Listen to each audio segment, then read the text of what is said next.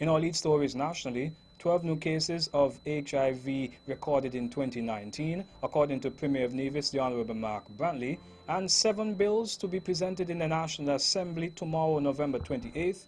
Regionally, Bahamas Prime Minister supports expunging convictions for small amounts of marijuana.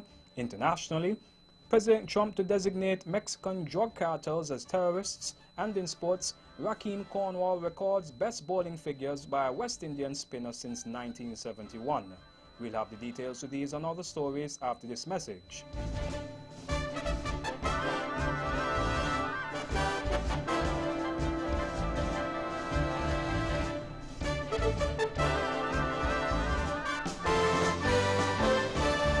Another look.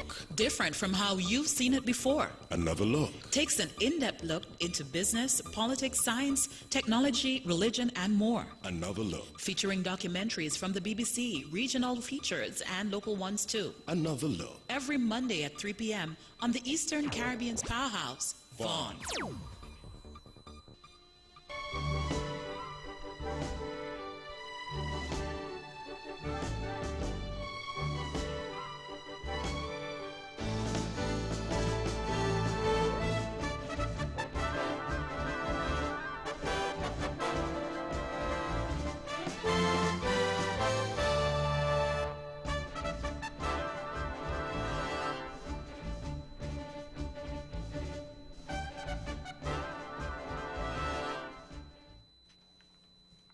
Welcome back, and now on to the national news in detail.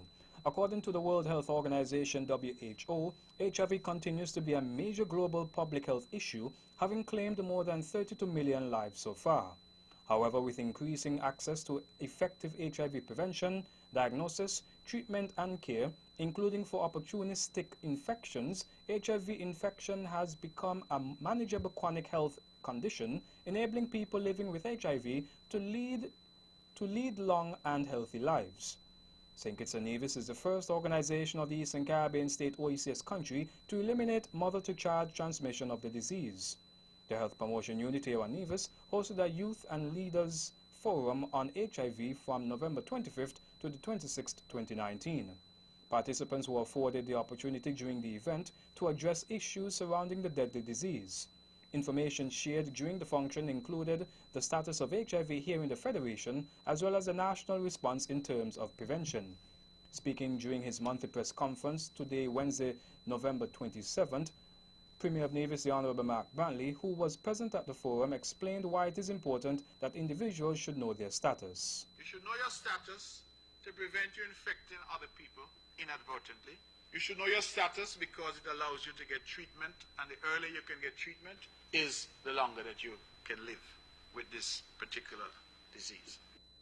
He noted that while we must be very vigilant when it comes to the disease, as the numbers presented continue to be quite stubborn, and provided these statistics. Nearly every year we continue to register in the teens new cases of HIV in the Federation. And so we have gone from a low of 9 in one year to a high of 17 in another.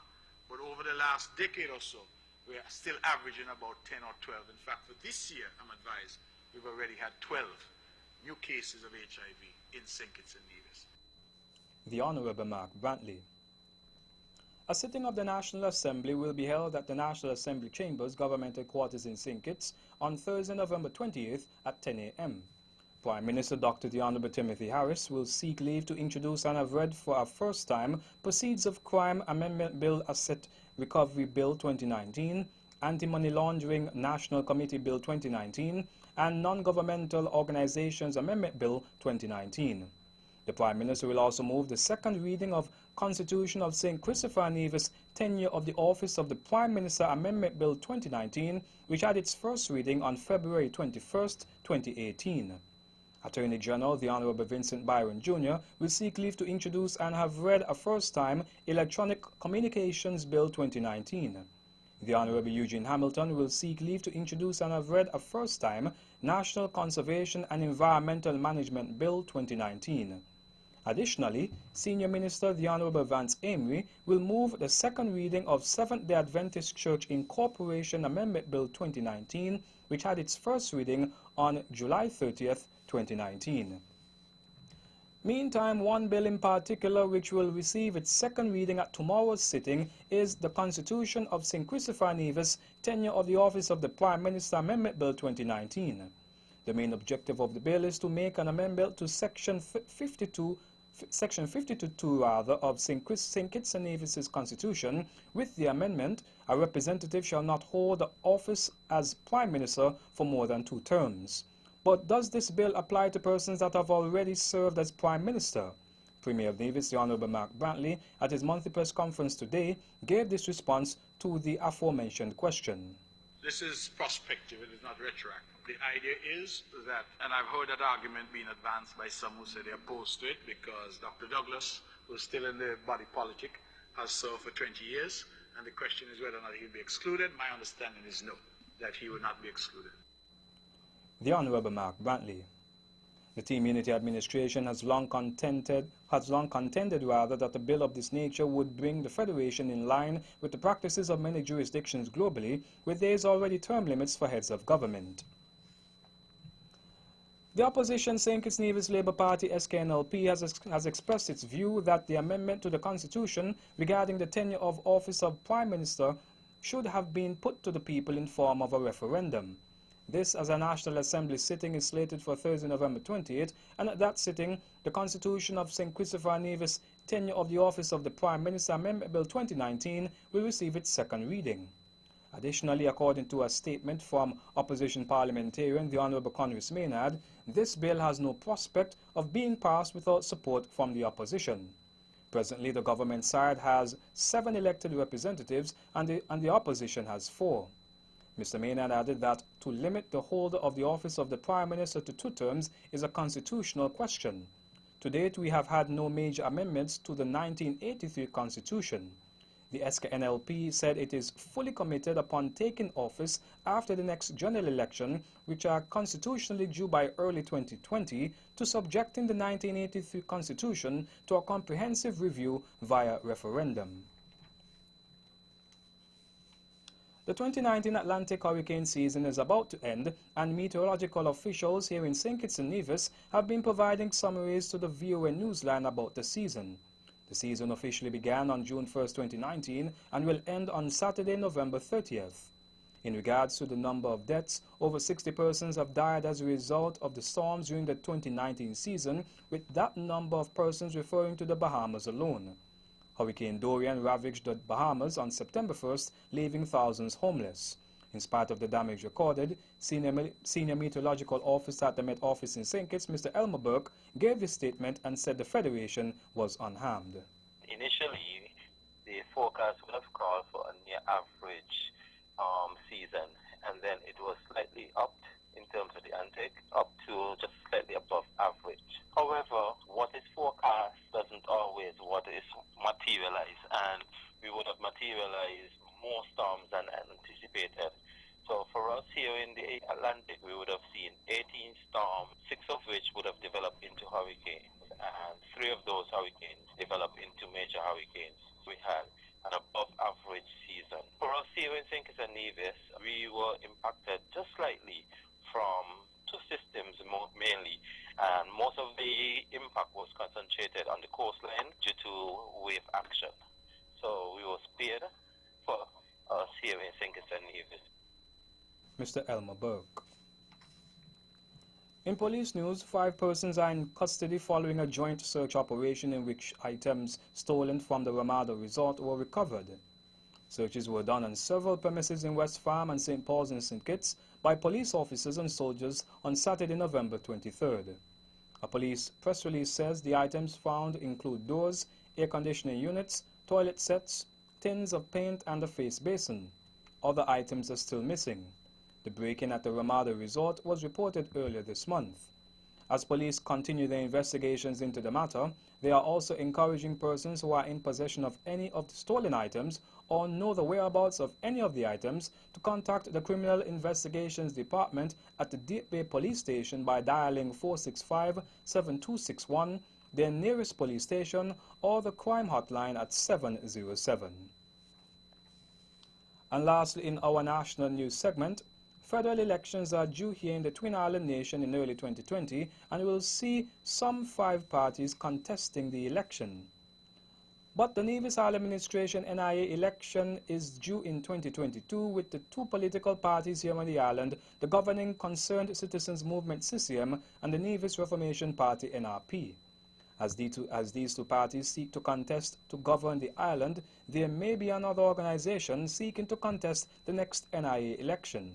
Speaking ahead of the launch of the People's Democratic Alliance PDA program Your Voice here on Von Radio on Monday 18 November, Mr. Glendale Herbert hinted at that possibility. With respect to the NIA, that's certainly something that we can get involved in and be a part of. But again, this is all based on the demand of the people, and the people would have to show and indicate to us more and more that it is necessary for us to get involved. He noted that the organization has a number of individuals that will seek to run in the various constituencies. We have a number of persons who are interested in the political process in terms of getting involved. There are a number of persons with us, and they will be exposed, of course, on the programs as we move forward every Monday night. Mr. Glendale Herbert, Your Voice is aired every Monday from 8:30 p.m. to 9:30 p.m. on Von Radio 860 AM. And a 3-day seminar is currently going on in St. Kitts, seeking to strengthen the capacity of developing countries where they can attract and benefit from investment in Sustainable Development Goals SDGs. The seminar, which began on November 26th and concludes on November 28th, is being held at the St. Kitts Marriott Resort and is being attended by a number of stakeholders from across the Caribbean. The event is being facilitated by the United Nations Conference on Trade and Development, UNCTAD, in collaboration with the European Union EU, the Caribbean Association of Investment Promotion Agencies CAIPA, the Caribbean Export Development Agency and the St. Kitts Investment Promotion Agency SKIPPA. And that's it for our national news segment. You can visit our website at www.vonradio.com, or you can check us out on Facebook at Von Radio or our Von Radio YouTube channel for these and other stories. News from across the region is next.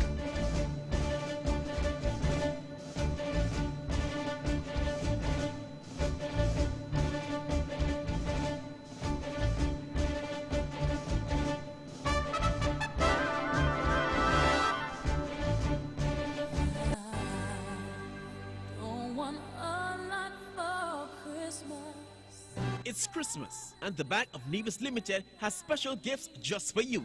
Thinking about traveling to reconnect with family and friends, maybe purchasing gifts for your loved ones, or showing that special person in your life you care? Well, let's do it! Get an easy access loan up to $20,000 unsecured this season. Of course, that's not all. Our credit cards are easy to use and can be used anywhere in the world.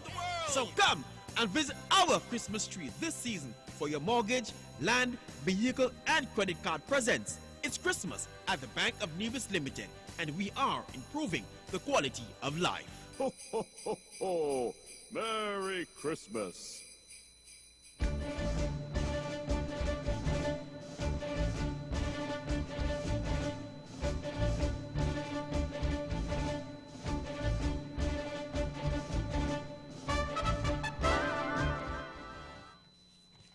Welcome back and now on to the regional news. Out of the Bahamas, Dr. Hubert Minnis, who recently became the Bahamas' first sitting prime minister to publicly support some form of marijuana decriminalization, says people with convictions for possession of small amounts of the drug should have their records expunged. He spoke about the issue in a statement a week after expressing support for decriminalizing the possession of small amounts of cannabis and making the substance legal for medicinal and scientific purposes.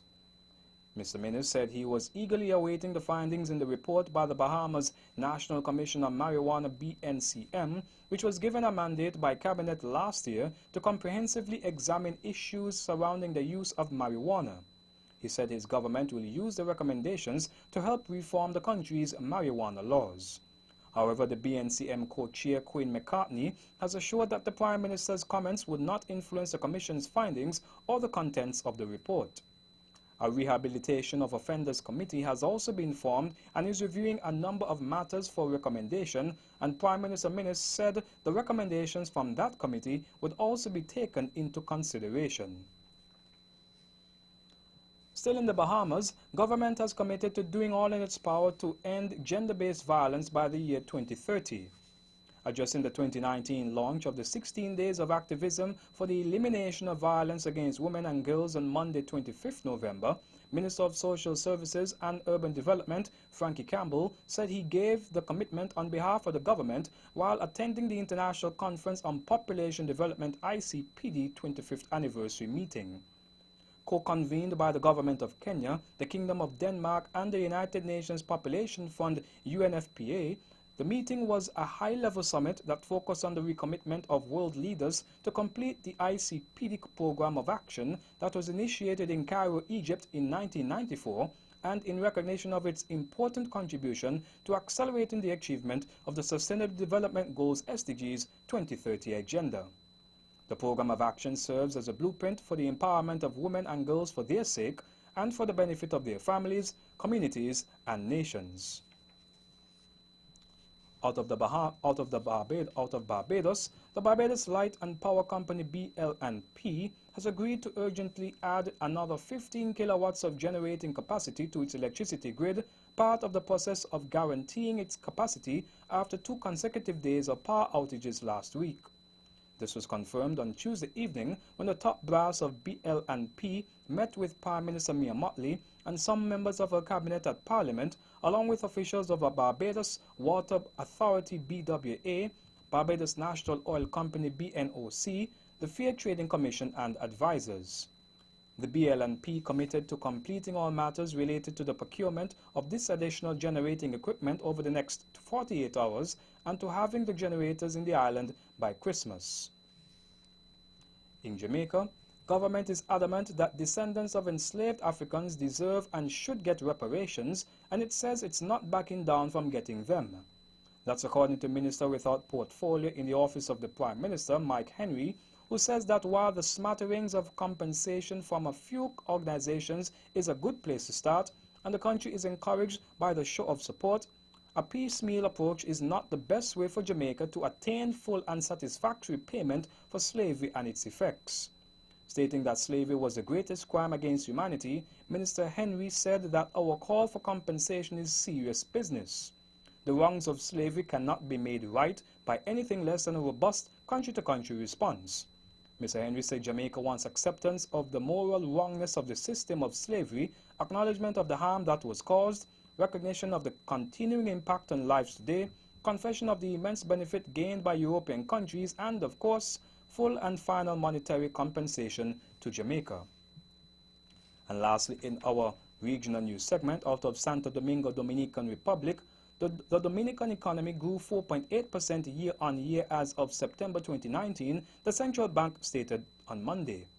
According to DominicaToday.com, that growth is 0.3 percentage points lower than the rate announced by Central Bank Hector Valdez Albizu on October 23rd, when he said that the growth to September was 5.1%.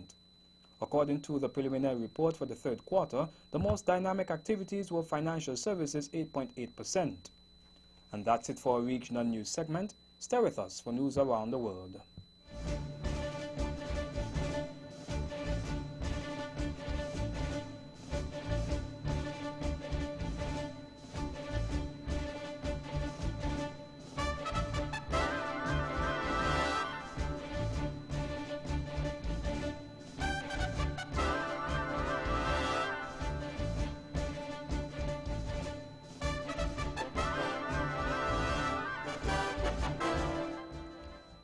Welcome back and now on to the international news. The U.S. will legally designate Mexican drug cartels as terrorist groups, President Donald Trump has said. The move would enable a wider scope of U.S. action. Mr. Trump also said he had told Mexico the U.S. was ready to go in and clear out the cartels. In response, Mexico's foreign minister said his country would not allow any violation of national sovereignty. Earlier this month, Mr. Trump vowed to wage war on the drug cartels after a deadly attack on U.S. citizens in Mexico.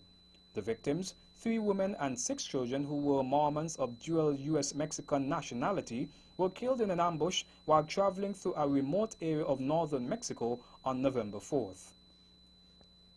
7 Islamists have been sentenced to death for a 2016 attack on a cafe in the Bangladeshi capital in which 22 people, mostly foreigners, were killed.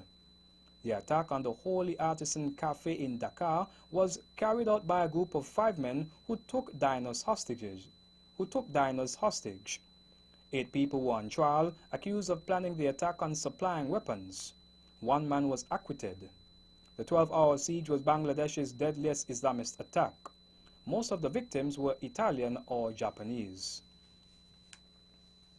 The UN peacekeeping mission in the Democratic Republic of Congo is opening an investigation after gathering evidence that its troops may have killed a protester, a spokesman says. The man died on Tuesday in the eastern city of Beni, where locals accuse the UN and government troops of failing to protect them from an Islamist militia. The Allied Democratic Forces ADF has stepped up the attacks in response to a government offensive against them. They have killed dozens of people. The UN has an 18,000-strong force in DR Congo, but its troops and those of the government have struggled to curb instability in the mostly lawless east. And rescuers from several countries are scrambling to find survivors of the earthquake which hit Albania, killing 28 people and injuring 650. Using sniffer dogs, they are sifting through rubble 36 hours after the magnitude 6.4 tremor. Whole families have perished and thousands are staying out in the open as powerful aftershocks hit. Most of the deaths occurred in the coastal city of Dues and the town of Thmane, close to the epicenter. Tuesday's earthquake was the strongest to hit Albania in decades. A tearful defense minister said 3 children were among those killed, and while homes could be rebuilt, the 28 people killed could not be brought back. And that brings us to the end of our news segment. The latest in sports is next.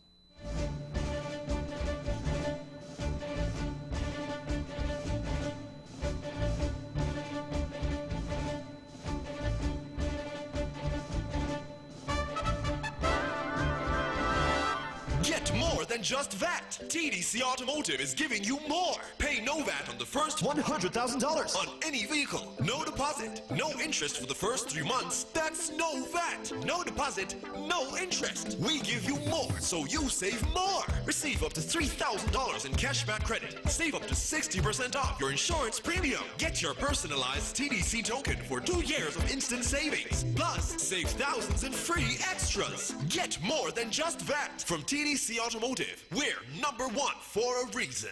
Terms and conditions apply.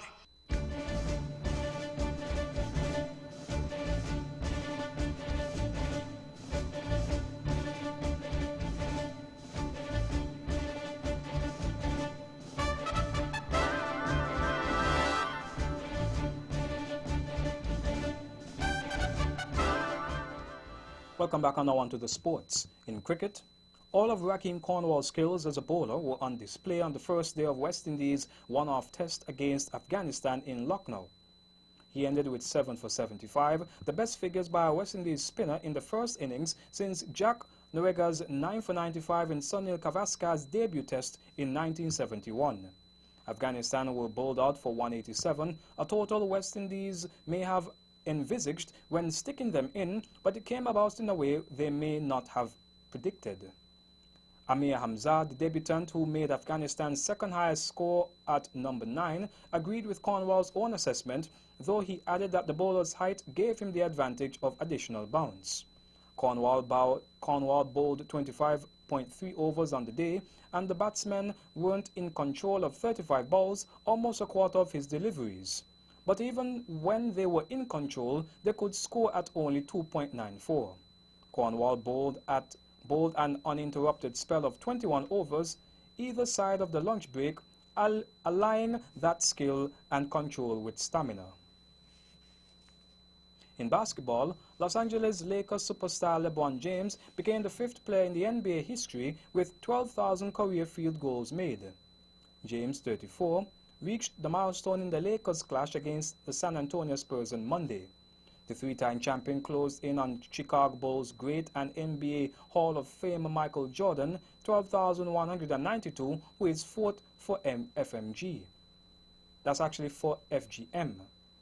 Kareem Abdul-Jabbar, 15,837, tops the list ahead of Karl Malone, 13,528, and Wilt Chamberlain, 12,681. Prior to Monday's game, James had been averaging 25.2 points, 10.8 assists, and 7.6 rebounds for the high-flying Lakers. In athletics, the World Anti-Doping Agency must get tougher and ban all Russian athletes from competing at the Olympics, says U.S. Anti-Doping Agency Chief Travis Tigart. World Athletics, formerly the IAAF, has halted Russia's reinstatement after senior officials were suspended for anti-doping rule breaches. Russia has been banned from competing as a nation in athletics since 2015. Some athletes have been able to compete under a neutral status, including at the Pyeongchang 2018 Winter Olympics. Last week, Waters Compliance Review Committee (CRC) recommended a raft of measures, including banning Russia from hosting and competing in major international events after they claimed the Russian anti-doping agency ROSADA non-compliant over inconsistencies in anti-doping data. In football, Kylian Mbappe tipped Barcelona's Lionel Messi to win the Ballon d'Or and admitted that he has suffered from bouts of self-doubt during an injury-plagued year in Paris Saint-Germain. France international Mbappe was fourth on the shortlist for the 2018 Ballon d'Or and won the Coppa Trophy, presented to the best-performing player under the age of 21. After scoring 33 goals in 29 Ligue 1 appearances for the French champions in 2018-2019, Mbappe has been restricted to just 5 starts this term. He has nevertheless scored 5 league goals but backed the legendary Messi to collect the gong for world's best player for a 6th time, telling Spiegel in individual terms he, Messi, was the best this year. Mbappe has scored 9 goals in 12 games across all competitions in 2019-2020, despite spending much of the campaign sidelined by hamstring, thigh, and adductor problems. And in more athletics, British Olympic bronze medalist Anyika Anora has said she wasn't mentally there to challenge at Tokyo 2020 after retiring from athletics. Anora, 35, won the 4x400 meter bronze at Rio 2016, having won the same medal at the World Championships the previous year. She also won European gold in the 4x100 meter and 4x400 meter relays and finishes her career as a 3-time Commonwealth Games medalist. Speaking to BBC Sport, Anora, who first competed for Great Britain 18 years ago, added, "Physically, I can do any workout, but mentally I'm not where I want to be, so I just want to move on to the next chapter of my life." And that's it for sports. The weather is next.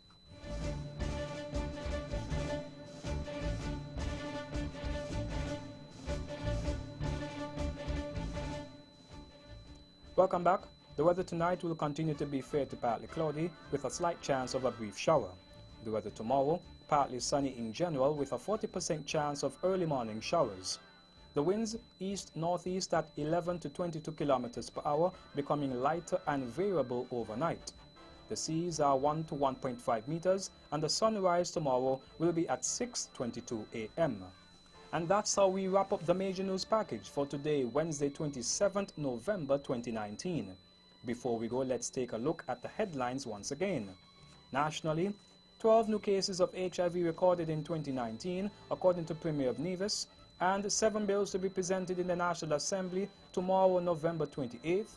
Regionally, Bahamas Prime Minister supports expunging convictions for small amounts of marijuana. Internationally, President Donald Trump to designate Mexican drug cartels as terrorists. And in sports, Raheem Cornwall records best bowling figures by a West Indian spinner since 1971. On behalf of the rest of the news team, I am Jarvis Brown wishing you a pleasant evening.